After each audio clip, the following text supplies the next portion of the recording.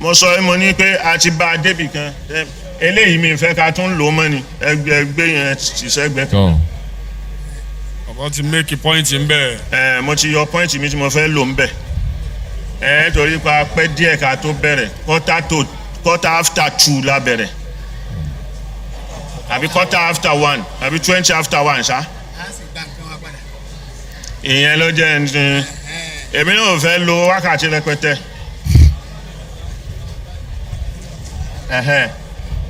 But point tá à ń sọ ń bẹ̀ ni pé báwa mùsùlùmí àwọn kan náà àwọn mùsùlùmí wa bí wọ́n ṣe ń da ayé rú tó ń da Nàìjíríà rú. tá a fẹ́ mú jáde ń bẹ̀ nípa àwọn kan nínú àwọn mùsùlùmí wa bí wọ́n ṣe ń da ilé ayé rú tó ń da Nàìjíríà rú.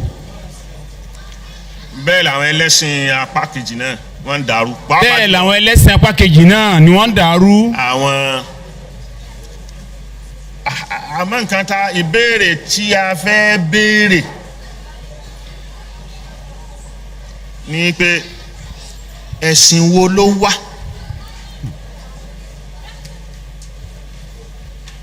tó ní ká wá bayé jẹ́. ìbéèrè pàtàkì fún gbogbo ẹlẹ́sìn náà ni pé ẹ̀sìn wo ló wà tó ní ká wá bayé jẹ́. ẹ̀sìn wo ló wà tó ní a máa pààyàn. ẹ̀sìn wo ló wà tó ní ká máa pààyàn. ẹ̀sìn wo ló wà tó sọ yìí pé mi ò sọ ẹ̀sìn àwọn olóṣà o mi ò sọ yẹn o. a sọ̀rọ̀ ẹ̀sìn olóṣà o. torí pé bí o kíní àwọn ni wọ́n máa ń béèrè èèyàn. àwọn ni wọ́n ń béèrè èèyàn. tí wọ́n máa ń fi rúbọ. wọ́n fi ń rúbọ. ìséde. ewúrẹ́ bá sọnù ẹ wá béèyàn bá sọnù ẹ má wá. àmọ́ Islam Yahudiya Nasraniya Jewish religion Christianity Islam kò sí kan nínú àwọn ẹ̀sìn yẹn tó sọ yìí pé kéèyàn pààyàn kò sí kan nínú àwọn ẹ̀sìn yẹn tó sọ yìí pé káwá bayé jẹ́ kò sí kan nínú àwọn ẹ̀sìn yẹn tó sọ yìí pé aburú ló dáa ká máa ṣe kì í ṣe dáadáa. àtẹ̀sìn Christianity ni àti Jew ni àti ẹ̀sìn mùsùlùmí ni kò sí kankan nínú wọn tó ní ká bayé jẹ́ kò sí kankan nínú wọn tó sọ pé ká dà ní ara wa rú àbí ká túnbọ̀ ká bà nǹkan jẹ́ àbí ká kọ ẹ̀yìn bàbá sí ọmọ kò sí kankan bẹ́ẹ̀ tó sọ bẹ́ẹ̀. Nàìjíríà yìí Christianity àti Islam ló wà ẹni tó bá ń pè rẹ̀ ń Júù irọ́ ló ń pa. ẹni tó bá wà Nàìjíríà yìí tó ní Júù lòun irọ́ ló ń pa. tó bá tiẹ̀ wà lọ́dọ̀ àwọn Júù àwọn kan ń wò ó ni. wọ́n dára wọn mọ̀. àwọn dára wọn mọ̀ bó dẹ̀ mọ́ wọn wá jẹ́ kó. ẹ̀sìn Júù Jewish religion kó tó di Júù tí wọ́n gbà pé yes Jewish lélẹ̀ àfi tí obìnrin Júù bá bí. kó tó di Júù àfi tí obìnrin Júù bá bí táwọn nìyá àti ẹ báyìí. torí pé kódà kọkùnrin ìran míì kó fẹ́ Jewish lóbìnrin automatically ọmọ tó bá bí yẹn Jewish ni torí pé wọ́n gbà yí pé òun ni ẹ̀jẹ̀ ẹ pé tó ń jẹ́ ìran Júù torí pé àwọn ẹ̀jẹ̀ àwọn ló dáa ju gbogbo ẹ̀jẹ̀ kálukú lọ. Abbebullah al-Mukhtar choosing nation. So obìnrin yẹn obìnrin yẹn wọ́n gbà yí pé ọmọ tó gbénú ẹ̀ ó lo ẹ̀jẹ̀ ó mu ẹ̀jẹ̀ ó mu lọ́yàn ó wà nínú ẹ̀ ó jẹ́ nínú ó mu níta nígbà tí wọ́n bí tán. So complete Jew nìyẹn Jewish nìyẹn.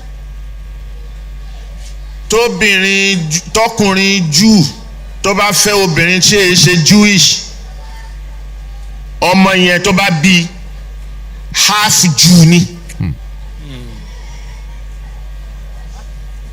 bẹ́ẹ̀ni ó ní iye ìgbà tí ó dà tán tó baptize kó tó di Jew. so ìdí nìyẹn tẹ́sìn yẹn ò fi fọ́nká ẹ̀sìn yẹn kò jáde ó wà enclosed láàrin ìran ẹ̀sìn ìran ni.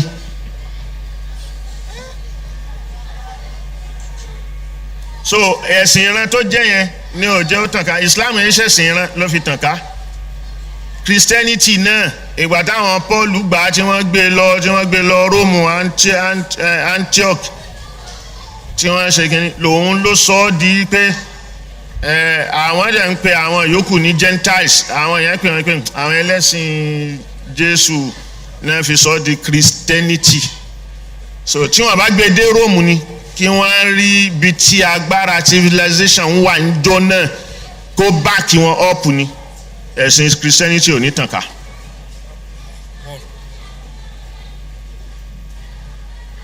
so Islam nìkan kì í ṣẹ̀sìn Lárúbáwá kì í ṣẹ̀sìn Ìran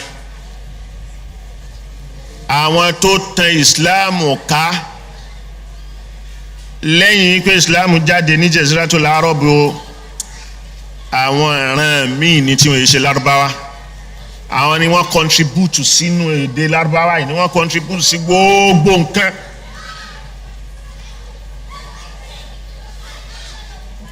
so ní Islam fi pọ̀ tó lórí ẹ̀ fi sáré spread Islam ò spread pẹ̀lú dà kò spread pẹ̀lú nǹkan kan so ṣé Islam yẹn ló wá ní ká báyé jẹ́ ni àbí Christianity ẹ̀sìn Jésù ló sọ yìí pé ẹ bá ti dáyé o ẹ bàjẹ́ ẹ máa hate àwọn èèyàn ẹ má jẹ́ ká láàfíà wà. tó yá sí pé Christian kò fẹ́ rí Mùsùlùmí lójú kò tẹ̀ fẹ́ gbọ́rọ̀ ànẹ́bì kò fẹ́ gbọ́rọ̀ ẹ̀.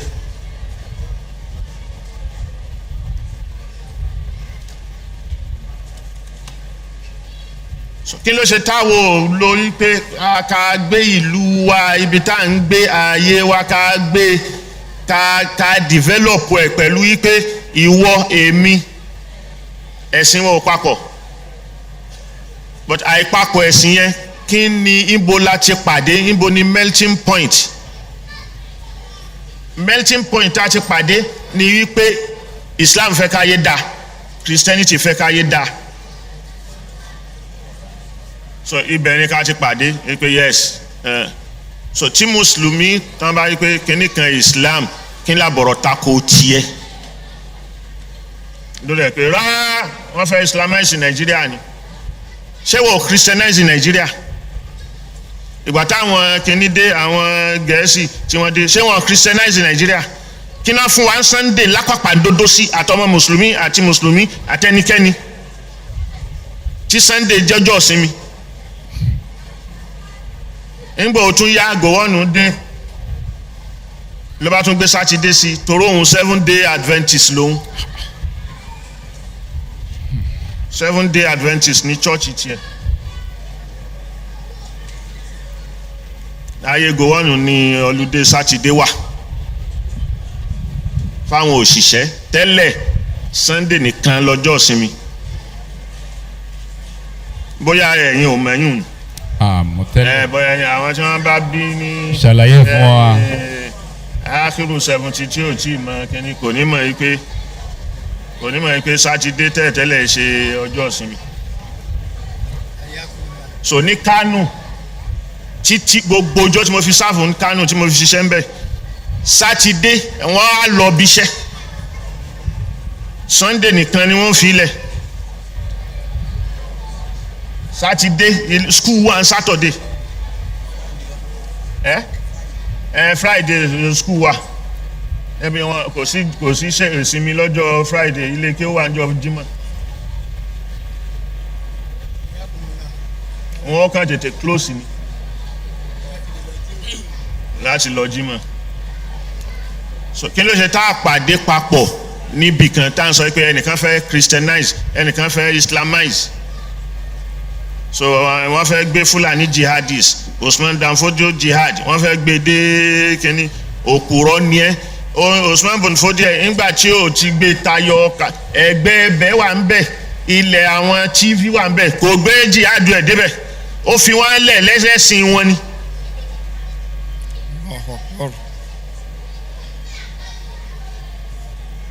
Otherwise wọ́n á sí pé jihad Usman Danfodio ó fẹ́ Islamize Nigeria totally ni yóò gbede gbogbo north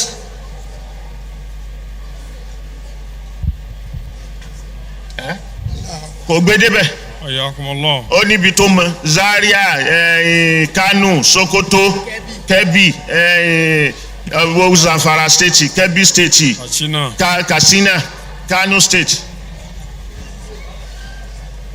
So ìgbà tí wọ́n gbé débẹ̀ yẹn tí wọ́n gbé tayọ gbogbo bẹ̀ yẹn ṣé wàá límì ń wá lọ́tọ̀ sí Ìlọrin ni kò ń sọmọ kéwu Usman bin Fodiye. òun ń bọ̀ tiẹ̀ ó ń ṣe jihadu tiẹ̀ kò sì mú dà dání kò kọ́ mọ ogun dání Kùránì nìkan ló gbé ó ń tan mímọ̀ ká ni.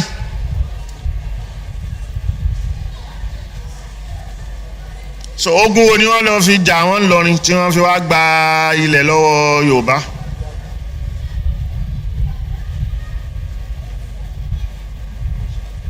So ibẹ̀ ká bira wa léèrè kí Kristẹni bi rẹ̀ léèrè ṣé nǹkan tẹ́sìn ẹran ló ń ṣe àbò ń jà sáko ààrẹ ṣẹ́rí ńjọ́ tó wó ti wọ gbogbo ẹ̀ ibi tí fìtínà ti ṣẹlẹ̀ nìyẹn.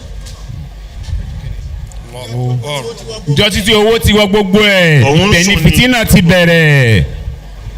Ǹjọ́ tó owó ti wọ gbogbo ẹ̀ tó yẹ pé ẹ̀sìn à ń bọ́ lọ́hùn à ń ṣẹ̀sìn fọ́lọ́hùn níṣe wípé à ń tà à ń rà òun tajà òun rajà. À ń ṣẹ̀sìn bí ìgbà tó jásí pé ṣe ni à ń tà à ń rà. À ń bọ́ lọ́hùn tà. À ń bọ́ lọ́hùn tà. Ọlọ́run ní ọjà kan tó ń tà ń bí so èṣù ní tiẹ̀ ń bí Jésù ní tiẹ̀ ń bí àwọn oníkíní ní tiwọn ń bí là ń ṣe lálàǹsìn lọ́hùn so ọba ti fẹ́ ọjà kan tó fẹ́ rà lọ́dọ̀ Ọlọ́run tí ọba ti tà á fún ẹ bọ̀rọ̀ ó kò gba bí eléyìí lọ. ó sọ Ọlọ́run àtẹ̀sìn di sil'atan tuba'u wa tushtara. So òun ni so ló fi ọ̀pọ̀lọpọ̀ mùsùlùmí tó lọ jọyìn àbẹ́yẹ tó di pásítọ̀ náà ń bẹ̀ ọ̀kánjúà ló bá lọ ó lè torí pé ibẹ̀ ló rọrùn láti tètè rí owó ọba ti di orúkọ Ọlọ́run ni ẹ wá ìgbàlá wà ọ̀fẹ́ nígbàlá yóò gbàdá mẹ́wàá ọ̀fẹ́ sì ni. Níjọ́ tí wọ́n ti monetize church tó fi di àwa gbọ́njú báyìí pé mọ́ṣáláṣí àti church ECN wọn èyí gbowó ná lọ́wọ́ wọn water corporation èyí gbowó omi so lẹ́ni yìí mọ́ṣáláṣí wọn ń gbowó ná ń bẹ̀ nísìn so church wọn ń gbowó ná ń bẹ̀ wọ́n ń gbowó omi ń bẹ̀ wọ́n ń gbowó ná wọ́n ń gbowó omi mọ́ṣáláṣí.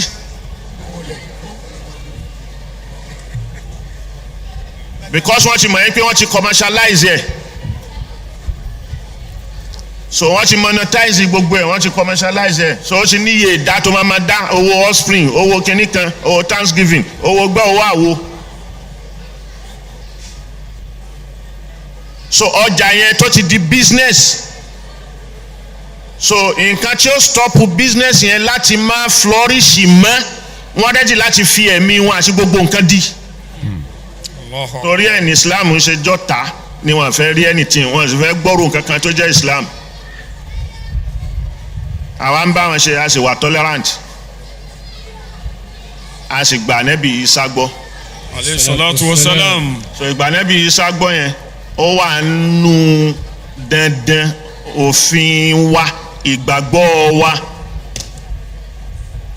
الإيمان بالله وملائكته وكتبه ورسله.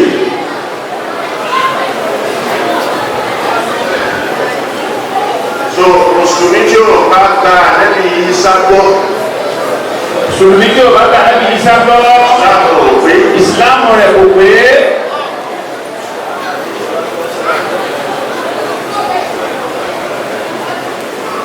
Àpẹẹrẹ tí Islam lè fún tí Ànábì Muhammad lọ́dọ̀ fún Ìsá lọ́dọ̀ Ànábì Muhammad tó wà nílẹ̀ inú àkọọ́lẹ̀ Al-Qur'ani kò sí bẹ́ẹ̀ nínú báyìí méjì ṣàpàdà nínú báyìí ṣàpàdà nínú báyìí ìyá Jésù ni kódà lọ́dọ̀ àwọn kátólíkì ní ẹsẹ̀ ìwé Mary yẹn gan-an làwọn tó ń sìn. Ṣé bá kú bá lọ́dọ̀ fún wa sí chapter fún Mary? Ọ̀dà Kúránì wa ó fi súra tó bẹ́ẹ̀ yẹn ó fi ilẹ̀. Súra tó Al-Ilory ẹni tó bí ìyá Jésù.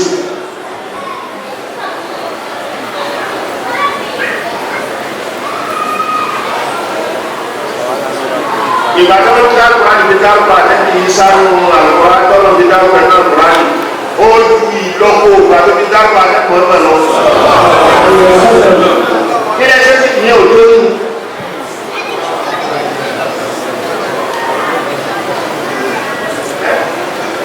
Kásìkò ẹni tí Ìsìlámù ẹ̀ fẹ́ rí lójú. So ìwé ẹni wọn lọ sábì sílẹ̀ ní Kwara State.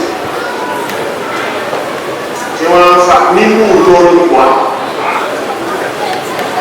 Wọ́n sọ pé pé Ìlọrin ìlú ṣé kí ló ló ilẹ̀ rẹ̀ àwọn ìlú ló wà náà ilé wo nílé Christian.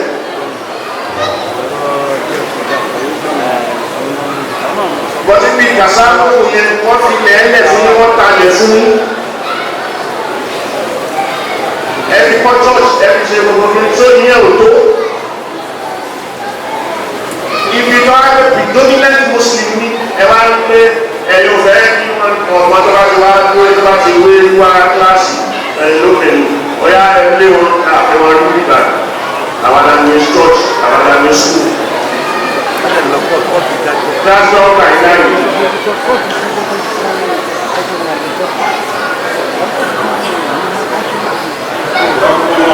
قل تعالوا